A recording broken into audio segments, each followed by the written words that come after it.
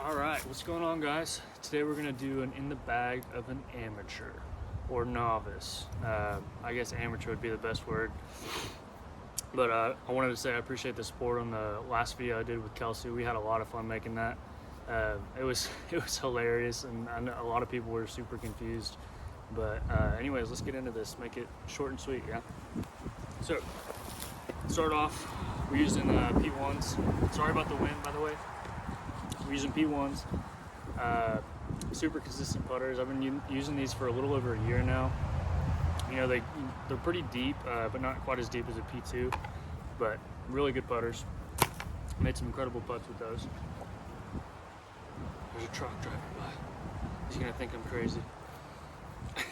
Okay, so next up, throwing putters. It's a proxy. You know, pretty much just dead straight, a little understable. Hyzer flip to turn, flat to really turn. This is a newer addition to the bag, but I'm really liking this.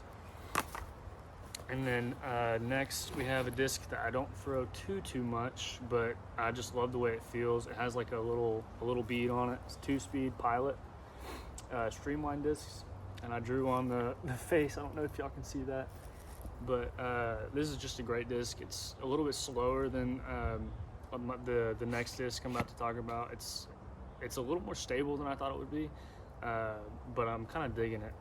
It just doesn't push super hard, you know, so it's like under 280 or something. You know, this is just super consistent for me. So there's that. And then another throwing putter I have is the Ironstone. It's the Color Glow P3X. Not as stable as I was hoping that it would be, but it's still pretty consistent. Like, it's a predictable flight now that I've kind of thrown it a lot. You can get like a hyzer flip, you know, just kind of pushing straight, and it'll fade a little bit at the end. It's kind of what I imagine a Luna is supposed to fly like. Well, this one's a little beat up, so I'm still kind of looking for that perfect overstable putter or stable putter. So moving on to overstable putters, I have two zones. We have this Glow Get Freaky zone. My buddy Liam McIntyre dyed this Spider-Man on here. Big Spider-Man guy. But this is like my money backhand, you know, like little hyzer flip, maybe a little turn and finish, consistent finish always. That zone just has that DNA in it, you know, it always wants to get back to the ground. This thing's money. I use this a lot if it's like a dangerous hole and I don't want to lose this one, this Anthony Barella Midnight Z zone. This thing is super consistent. This is my baby. I don't ever want to lose this. But yeah, this one's awesome. I love this system. And then mid-ranges, I have 4 mid-ranges, but 3 different molds. So I have this Z Buzz SS. This is a new addition to the bag. It's not super flippy yet. I need to beat it in, but it replaced the Midnight Prowl for me just because it's a little bit deeper in the hand. The Midnight Prowl is just super shallow. But this is a really good disc. You just flat, you know, turning over, holding it the whole way, hyzer flip to dead straight with a little bit of drift. And then we have a Buzz. This is a Z Globe Ledgestone Buzz. This thing is just dead straight, you know, a little hyzer flip, dead straight finish. This is a money disc. I love this thing. It's usually pretty much my go-to mid-range if I need to pull out a mid-range. And then we have this overstable, or not overstable, but I guess for typical Buzz, it's overstable, this 20-year edition Buzz.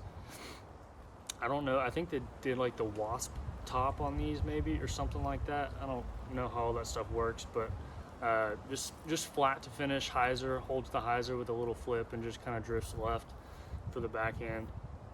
Really good disc here.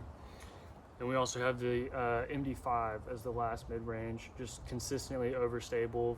You know, it's always going to hyzer out. With the Annies, it'll just kind of pan and sit there. So, really good disc. I'm an Innova guy now, I guess a little bit. But this is a Color Glow Eagle. I think they call it Color Glow. It's a factory second. But I honestly don't know why. I think there's because there's like a little burnt mark on it or something. I don't even know. But we have a Build a Cat drawing and then a monkey. I I love the Eagle so much. It took the FD1 out of my bag immediately. I mean, I can just hyzer flip this up to flat, consistent fade, throw it flat, get a nice turn out of it, and it'll always come back. It's super consistent at the end of the flight. Then we have the Passion. It's kind of an interesting disc to me. I used to hate the Passion. I got one when it first came out, and I didn't love the way it felt. And then I threw one, I guess, a couple months ago, my buddy Landon's, and it was incredible. So I had to pick one up again, and I'm loving this disc. I mean, you can push this thing dead straight, maybe a little drift, like between 350 and 380. You know, just real consistent. I've gotten it over 400 before, so love that disc. And then we have a flippy kind of utility disc, I guess. This Haley King Heat. Back when she was on Discraft. It's more overstable than typical heats, but I mainly use this for rollers. It wants to roll forever for some reason. I love it. I mean, you can also use it in the woods, like really tight hyzer flips. Really good disc. Everyone needs, you know, a flippy fairway driver. I don't know yet if it's a little too fast or not yet, so I don't know. We'll get there. And then Overstable fairways, we have this Z Glow Raptor Infinite Discs run. Sorry about the wind again. This one's a little bit more flippy for a Raptor. I mean, I can flip it up and it'll just kind of push straight. The forehand, it'll flip up as well and just go straight, but it always finishes consistently. And then we have this Adam Hammis Crystal Raptor. These things are just beefcakes. I got this when they first dropped, and it hasn't changed in stability at all. It's just super consistent. Love this disc. And then we have 10 speeds, the Innova Phantom Sword. It's essentially just the old Innova run of Discmania PDs. They just renamed it since they still had the rights to the disc. Has a decent little dome to it. It's consistently stable, but you can get some turn out of it. I gotta beat it up a little bit more, but I'm liking that disc a lot. And then I have 4 destroyers. So we have this is just the stock Star Destroyer. I think I got this from Dick's. Bill the Cat's on there again. This is my bomber disc. It's just flippy, and this is the only disc I've gotten over 500 feet. I hit 518 in a tournament the other day, so that's kind of cool. I didn't do well in the tournament, just to let you know. But yeah, this thing is awesome. Not super flippy. It seems to always want to finish at the end as long as I put it on hyzer, but good disc. And then this one is a factory second destroyer, as my fiance Kelsey drew the stamp on there. It's beautiful, I know. But this is just a touch more stable than that orange one. It has more dome, a little stiffer, so you can throw it on a little hyzer and it'll still get that turn and consistent finish at the end. And then we have, I think this is last year's run of the Destroyer, the Calvin Destroyer. This is flippy or not overstable for a Calvin, but it's still stable compared to like a stock run. This one's pretty good. This is usually my go-to forehand disc with my forehand power. I put on a Baby Annie and it'll just kind of hold that and flex out, or I'm not good at forehand hyzers for some reason. It just doesn't make sense to my body. But really, really good consistent disc. This thing would go like between 360 and maybe 380 if I really push on it. Well, forehand's kind of trash though.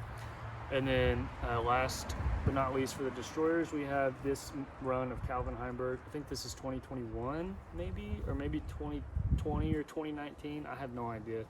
I just ordered this on Amazon when I started throwing Destroyers, and this thing is money. I mean, it's just so stable. You can just jackknife it on a forehand and it'll pan out, and the backhand same thing, like almost like a sky roller shot, and it'll just kind of pan and still fade out at the end. I mean, this thing is crazy. I can't throw this thing super far, but it's definitely come in handy. I think I can probably only get this one to like 430 max. I mean, it's just so stable. And then last disc in my bag, we have this Discmania PD2. This is the new run of the S line. I guess the one's made in Sweden, the Skystone.